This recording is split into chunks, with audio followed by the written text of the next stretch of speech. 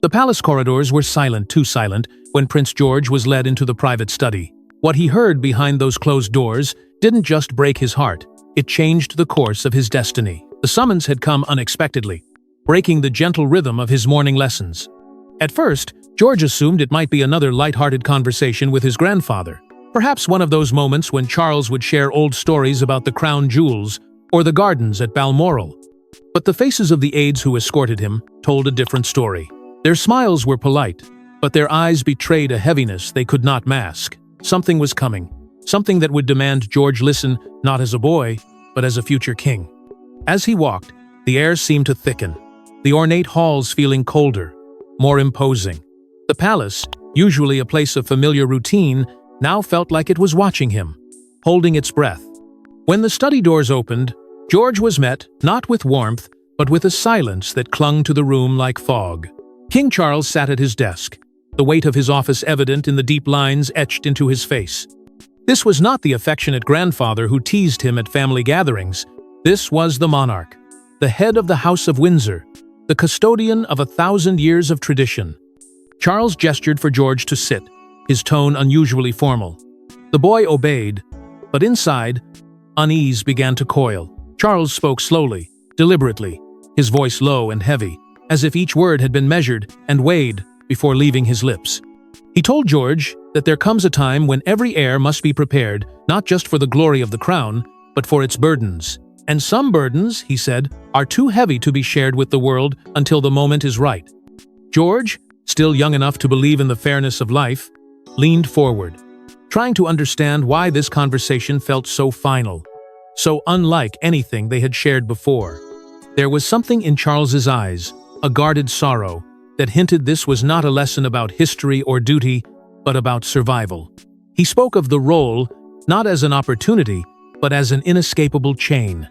He reminded George that the monarchy exists not merely because it chooses to, but because it is allowed to its survival, at the mercy of politics, public opinion, and alliances that can shift in an instant. George's heart pounded as he realized this was not a gentle preparation for the far-off future, but a prelude to something immediate, something irreversible. The boy's gaze dropped to his hands, his fingers gripping the armrest of the chair. For the first time, the title Future King felt less like a promise and more like a warning. He could sense that decisions had been made in rooms he had never entered, involving voices he had never heard, and that whatever was about to be revealed had been deliberately kept from him until now. The innocence that once shielded him from the harsh realities of the crown began to crack, replaced by a gnawing dread that perhaps his life was not his own to shape.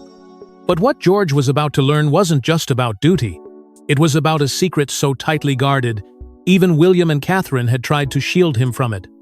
For most, the crown is a symbol of power. For George, it suddenly felt like a set of golden shackles binding him to a fate he'd never chosen. King Charles's voice was calm, but there was a tremor in it, the kind that comes from speaking a truth long delayed. He told his grandson that the path ahead was no longer as certain as it once seemed. The words fell like stones, each one heavier than the last. George listened in silence, unsure whether he was hearing a warning or a farewell. Charles spoke not as a doting grandfather, but as a monarch bound by realities the public would never see. He reminded George that the monarchy survives not because it is untouchable, but because it is constantly negotiated, its very future balanced on fragile agreements that can be broken as quickly as they are made. The conversation took a turn that chilled George to his core. Charles admitted there were whispers in the corridors of power, whispers that his reign might not be followed by George's, but by another's.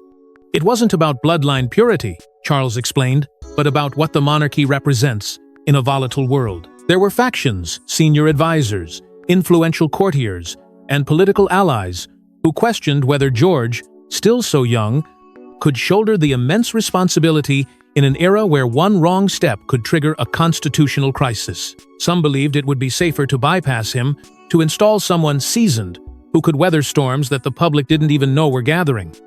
George's mind raced. All his life, his parents had assured him this was his destiny.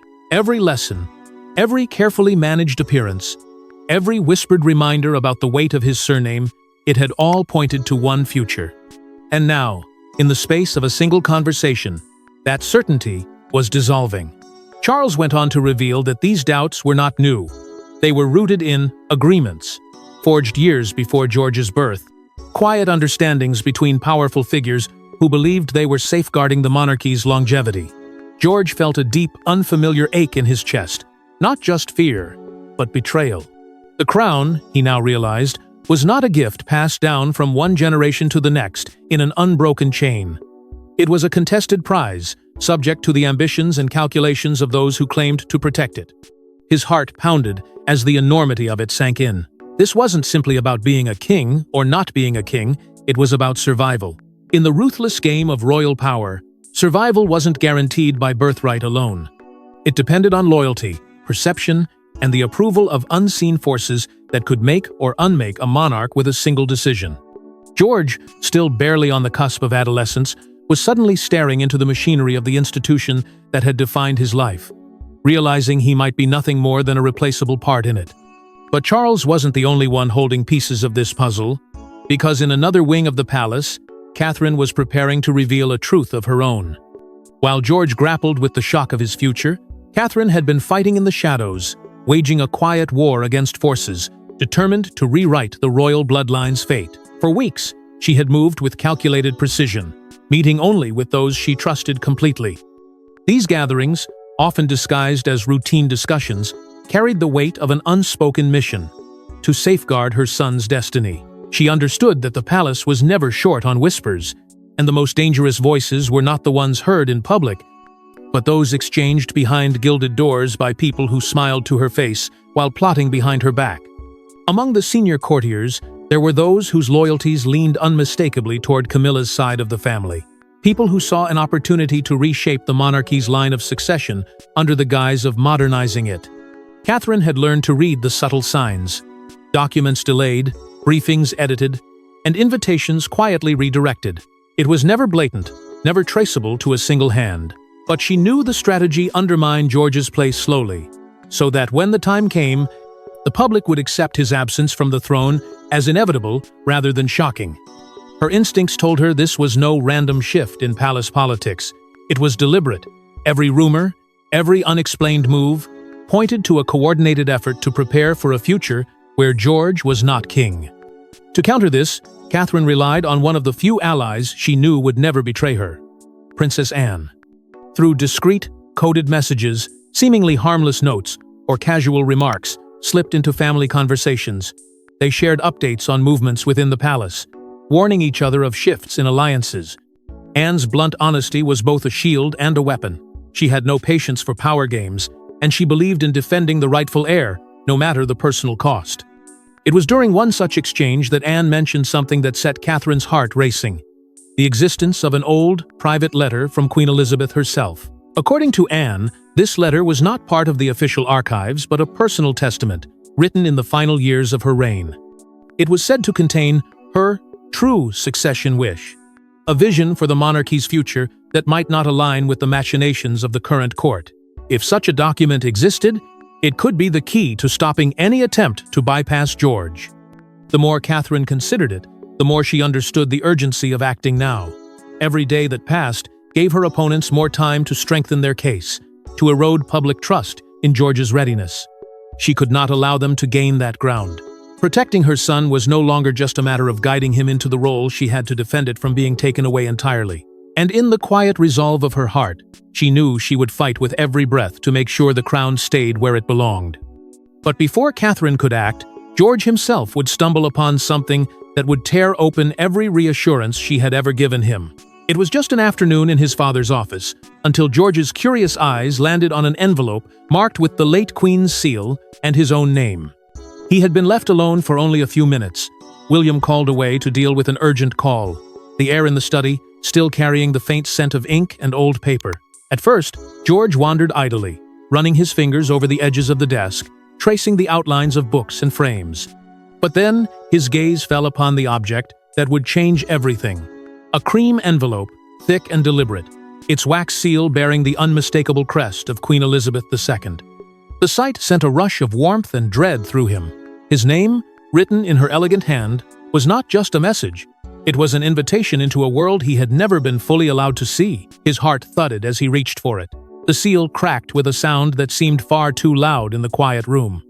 Inside was a letter that began with the gentle affection of a great-grandmother speaking to her beloved heir. She wrote of pride, of the joy she felt when he was born, of the belief that he carried within him the strength and dignity of those who came before.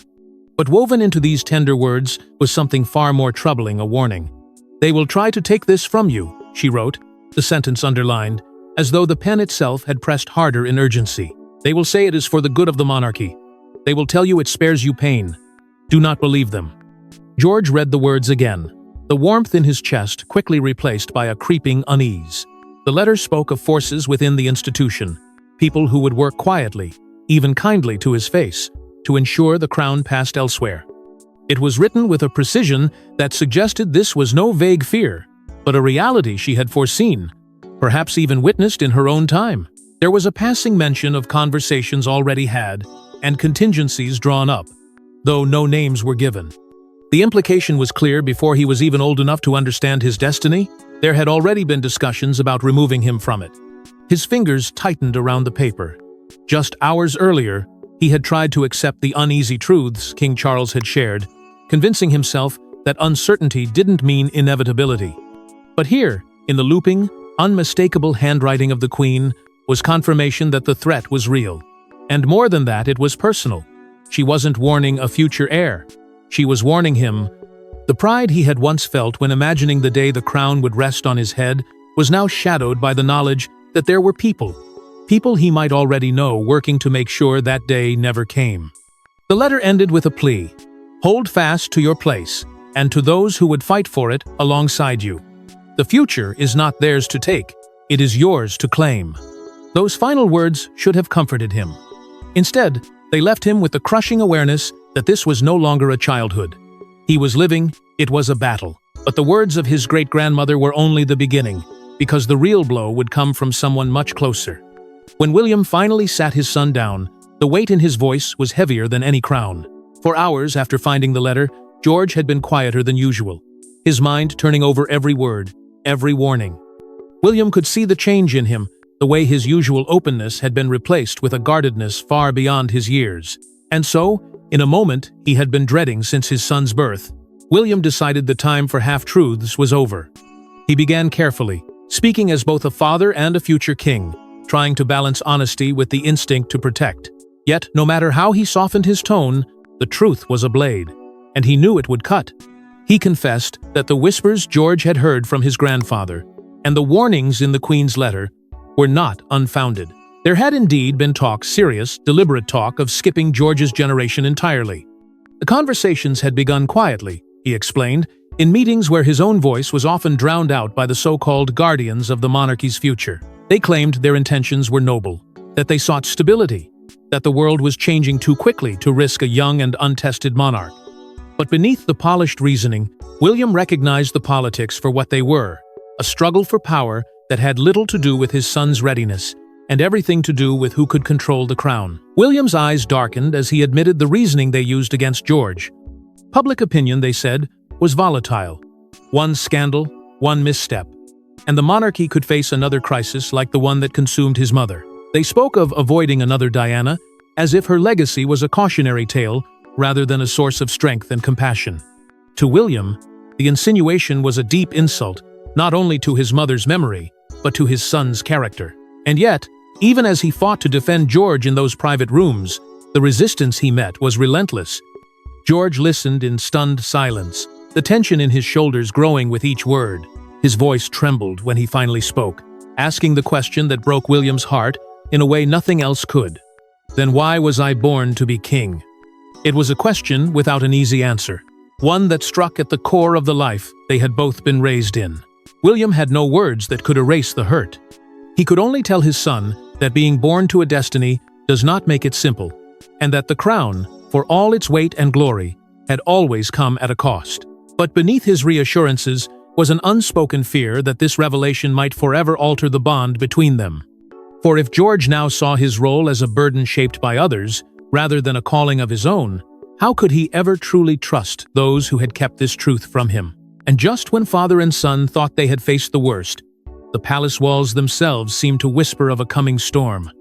In a room where George's voice was never meant to be heard, the future of the monarchy was being decided with his name on every whispered page. The gathering had been called under the guise of a routine council session, but behind the polished table and the perfumed civility, the air was thick with tension.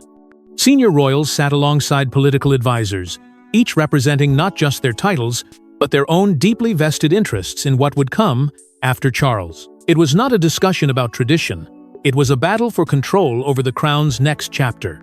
Camilla's camp spoke first, their words wrapped in diplomacy, but laced with a clear agenda. They spoke of continuity and public reassurance, of the need for a more seasoned monarch in uncertain times. Their argument was subtle but sharp. A youthful king could be a liability, one misjudgment away from unraveling decades of carefully maintained stability. In truth, their tone carried an unspoken preference. Someone older, someone pliable, someone who would not disrupt the alliances they had so carefully built. Across the table, Princess Anne's voice cut through the quiet like a blade. She reminded them of the monarchy's foundation, of the unbroken bloodline that had endured through scandal, war, and shifting public moods. Tradition, she said, was not a matter of convenience. It was the monarchy's spine. To bypass George would not only break faith with the late Queen's unspoken will, but it would fracture the trust that had kept the institution alive for centuries. Her words carried weight, but she was outnumbered by those who saw opportunity in rewriting history before it could be written by the boy himself. Rumors of a transitional monarchy began to surface, an arrangement in which Charles's successor would serve only briefly before passing the crown on to a chosen figure. The choice of words was deliberate, almost clinical, but the meaning was poisonous. In such a scheme, George's reign might never begin, replaced instead by a safe placeholder who could quietly hand power to someone else entirely. The idea was gaining traction, whispered in corridors and scrawled in drafts of documents never meant for public eyes. Then came the leak. Minutes from the meeting, or at least a fragment of them, found their way into the hands of select aides. The words were vague enough to deny yet pointed enough to confirm the truth. George's place was not secure. It was enough to start a ripple of unease among those who had assumed the line of succession was untouchable. George himself was never meant to know, but fate, or perhaps cruel luck, placed him just outside that chamber, close enough to catch the muffled voices, close enough to hear his name carried on the breath of decision-makers debating whether his destiny was worth the risk. The pit in his stomach returned, heavier now, because this was no longer an abstract threat. Whispered by others, this was a plan already being shaped. But in the shadows of these political maneuvers, one unexpected ally would step forward and change the tone of the fight entirely. Princess Anne had never been one for sentiment, but when it came to George, she made a vow that could upend the entire royal order. The meeting with Charles was not arranged through formal channels. It was called by Anne herself, her tone leaving no room for refusal. She walked into his private study with the same measured resolve that had carried her through decades of public duty. But there was a sharper edge, now a sister confronting a brother, not a courtier addressing her king. Charles, weary from the constant strain of balancing loyalty and politics, looked at her with an expression that suggested he already knew what was coming. Anne wasted no time. She told him plainly that if George's rightful place in the line of succession was not protected, the monarchy would not endure in the form they had both sworn to uphold. She spoke of their mother, of her unwavering belief in the strength of tradition, of the private conversations that had taken place long before George was born. Anne reminded Charles of a promise, not merely to the institution, but to the late Queen herself. A promise that the line of succession would not be altered for convenience or political appeasement. Each word she delivered was deliberate, carrying the full force of her loyalty both to the crown and to the boy who bore its future. Then, from the inside of her coat, she produced a small object, a delicate heirloom that once belonged to Queen Elizabeth. It was not grand in size, but its history was undeniable. Placing it gently into George's hands later that day, she explained that it was a symbol, a reminder that the monarchy was built not on the whims of those in power, but on the enduring chain of heritage. It was a gesture of protection, but also of expectation. She was silently telling him, "You must be ready to fight for this, because others will try to take it from you." Her resolve was not limited to quiet family moments. Word spread quickly that Anne had privately warned certain members of Camilla's circle, making it clear that any attempt to undermine George's position would be met with open defiance. "You meddle with the crown at your peril." She was reported to have said a rare, public-leaning statement from someone usually so careful with her words. The message was unmistakable. George had allies, and those allies were not afraid to draw lines in the sand. For George, the effect was immediate. The doubts that had been eating away at him for weeks were, for the first time, tempered by a fragile sense of hope. It wasn't naive. He knew the threat was still there, but now he understood that this was not a battle he would face alone. Anne's vow had given him something no title or letter could: a shield forged in loyalty. But hope can be fragile, and the next public event would test it to its breaking point. They said it was just another royal engagement, but behind George's forced smile, the weight of his uncertain future finally broke through. The event itself had been planned for weeks, the kind of polished, public-facing moment designed to project unity and stability. Yet, from the moment the family stepped into view, there was something unmistakably different about the young heir. His posture was tense, his movements restrained, and while the cameras caught the faintest curve of a smile, it was the kind of expression worn by someone doing everything they could to keep the storm inside from spilling out. William, ever the protective father, kept glancing sideways, his eyes searching his son's face for signs of strain. Catherine's gaze was sharper still, her maternal instinct reading every flicker of discomfort. In the brief exchanges between them, barely noticeable to the untrained eye, there were coded reassurances, quick touches, and murmured words meant to anchor George in the moment. But the truth was that the air around him felt heavier than ever. He knew that those watching from home would see only a prince performing his duty. They would not see the battles fought in private, nor the whispers in gilded halls that had turned his future into a question mark. It was a journalist's camera that caught the first telling moment. As George looked toward the crowd, the sunlight caught the faint glisten in his eyes, too sharp to be dismissed as nothing. In a still image, it might have passed unnoticed. But in motion, the split-second shift from composure to near collapse was undeniable. Within hours, the footage was clipped, replayed, and dissected online. Social media lit up with speculation. Was he unwell? Overwhelmed?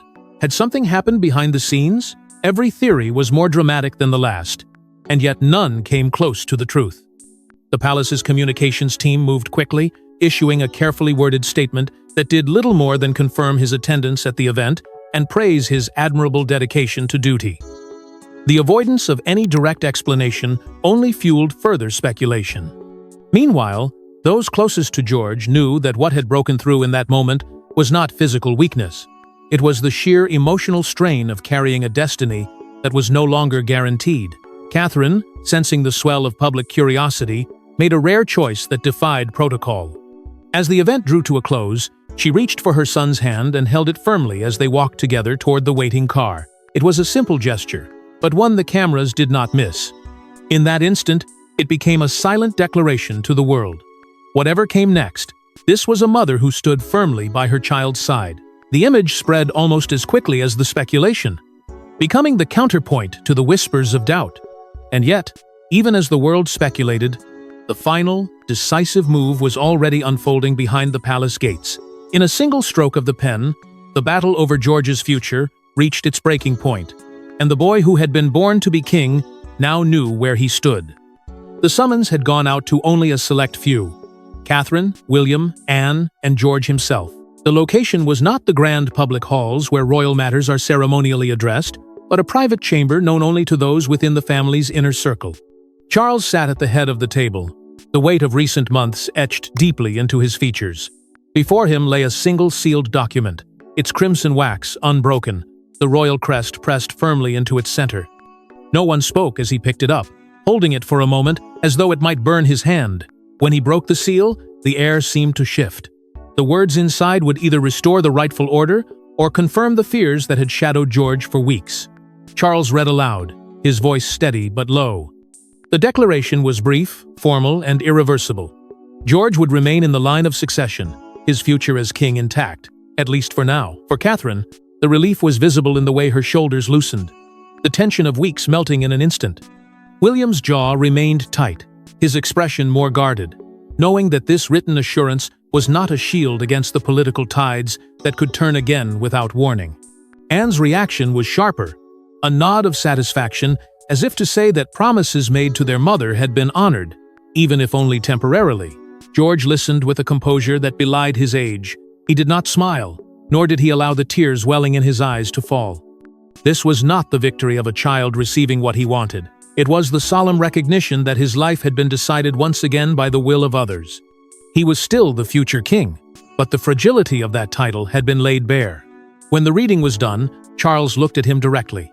The silence between them felt as old as the monarchy itself. And then, in a voice that carried both warning and reluctant respect, Charles said, "The crown is heavier than you think." George nodded, understanding more in that moment than any history lesson could have taught him. The crown was not simply an inheritance. It was a burden wrapped in expectation, politics, and the unyielding gaze of the world. It could be taken, it could be challenged, and it could be used as a weapon against those who bore it. But it was also something worth defending, not for personal glory, but because of the lineage and legacy it represented. As the meeting ended, there was no applause, no outward celebration. The family dispersed quietly, each carrying their own private thoughts about what had just been decided. For George, the ink on that page was not the end of the story. It was the opening line of a far greater struggle, one he now knew he would have to fight for himself. And as the palace gates closed, one thing became clear. Whether or not George wore the crown, the boy had just stepped into the dangerous game of kingship. Thanks for watching. Don't forget to like and subscribe, and we will see you in the next one.